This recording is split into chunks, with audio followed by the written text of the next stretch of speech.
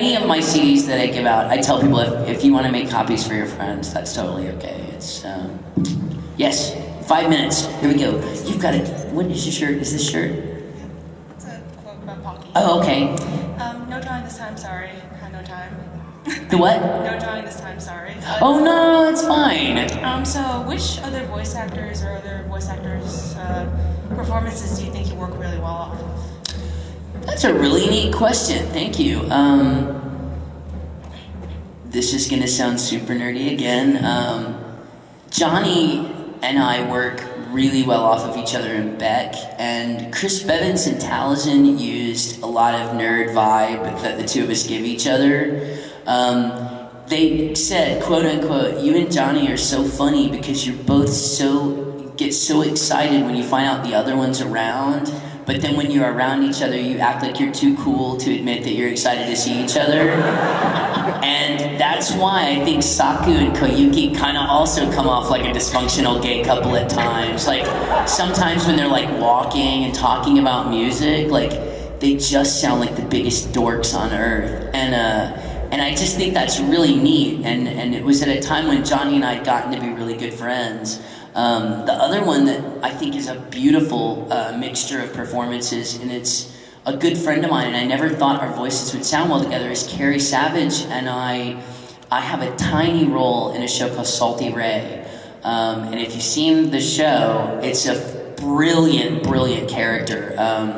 It's the kind of character that a lot of actors wouldn't want to play, because, granted, we get paid by the hour, and he's only in like, I think, an episode and a half, 2 episodes. He makes a big impact while he's there and has quite a phenomenal ending to his story. And Carrie's voice and my voice worked so well together that that's really the basis for casting us opposite each other in Ragnarok. So Johnny and I, I mean, Monica and I have done things forever, and obviously Hillary Haig and I get paired off more than any 2 voice actors ever. But those are the neat, surprising ones that I didn't expect. I really like the way my voice sounds, specifically opposite Carrie. I think it's pretty neat. So, if you were like not a voice actor but a live action actor, what movie would you like to be in?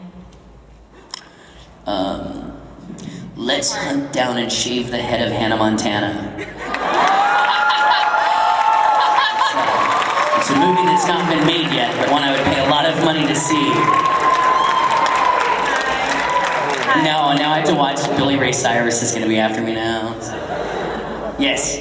Okay, well, I almost didn't come up, so I'm really lucky to be the last person up here. You are the very last one before the room gets very serious. Yeah, I just wanted to say that you're very inspiring. My first anime seeing or hearing you as a voice actor was Sayuki. I love Son Goku. He's my favorite character. It's my favorite series out of everything. I don't care if anything people say it's better.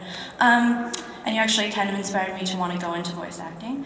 I was wondering, who or what inspired you to become a voice actor? Well, this is a wonderful segue question for the next half of the show. Because I never aspired to be a voice actor. I was an actor way before I ever thought I would be a voice actor. There are some actors that even hate the fact that fans think that I was a fan first and then I became a voice actor, because a lot of people assume that I was just such a fanboy that one day I became a voice actor. It's just not that way at all. By the time I was 12 years old, I had already done television and film. I've done everything from selling crappy Cadillacs on the radio to, my brother was always on stage, so I was dragged on a stage and found out I enjoyed it because I could misbehave up on stage. And so I spent, from about the age of 7 until 17, doing nothing but performing. Like, nothing but performing. I performed at the World's Fair in Canada in '86. Oh yeah, when I met Brad Swale, he's from Vancouver, and I was like, yeah, I performed in Vancouver. He's like, when? I was like, '86. He's like, how old are you? But the fact is, wow, now we have MC Fronts a lot to contend with. But I've done that my whole life. So making the transition to voice acting was not something I even put any thought into. I had friends that were friends from theater, which was Monica Rial, Chris Patton, and they did this for a living. And I realized that, you know, and as an anime fan, of course, back then I didn't watch dubs, so I was like, you know, whatever, you know. And then I saw, I can't remember whether it was Gasaraki or Princess Nine, I saw something Monica had done, and the dub work was amazing. It was so different. And that's actually what made me watch Trigun dubbed. Wow, it's even louder. And Trigun was, oh, that's why there's a hole in the wall. Wow, okay, cool.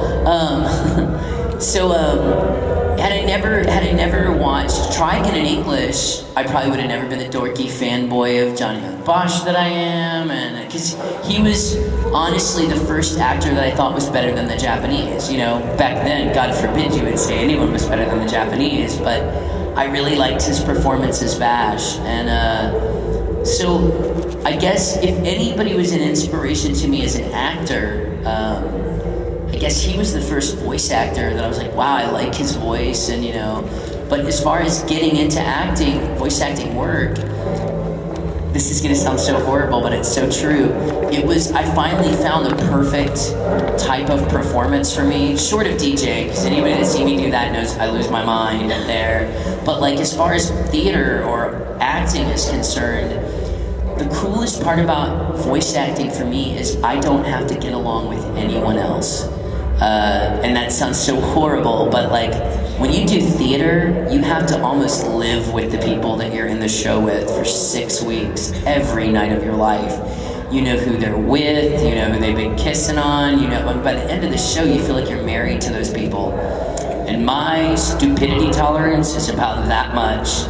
So like theater got to a point where it was not fun for me because I was always just like, oh, I'm gonna kill that girl or whatever. And acting for microphone, acting for anime was just me pleasing my director and me dorking out over all the cool things the sound guy did to fidget my voice together to make it fit. So it like appealed to the nerd side of me, it definitely appealed to the anime side of me, and I only had to make one person happy with my performance.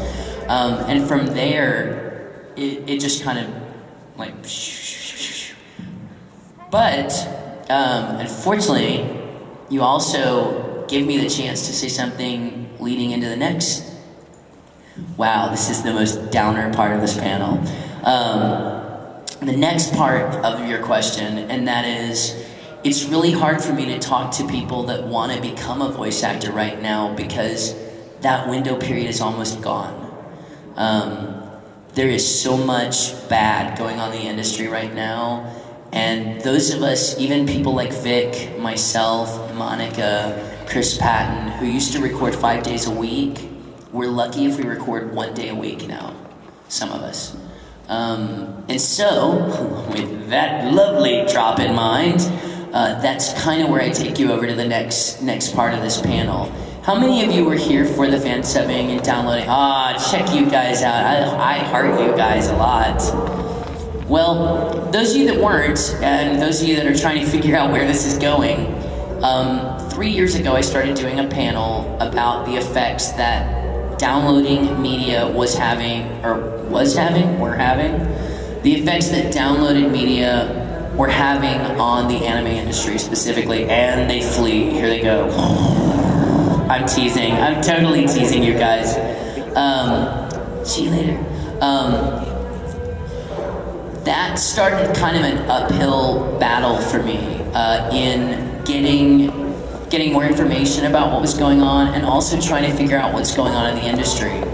How many of y'all are aware that the anime industry is in trouble at all? How many of you knew about that at all? Wow, good. A few of you, a bunch of you. Okay, how many of you knew that it wasn't just in the United States? How many of you knew that's also Japan?